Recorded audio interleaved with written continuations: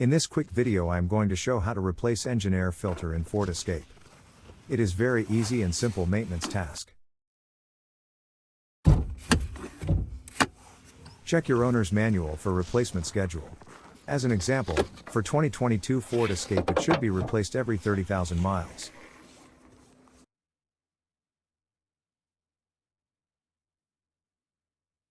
Please watch this video to the end for an additional warnings and instructions. Don't forget to click like and subscribe if this video was helpful.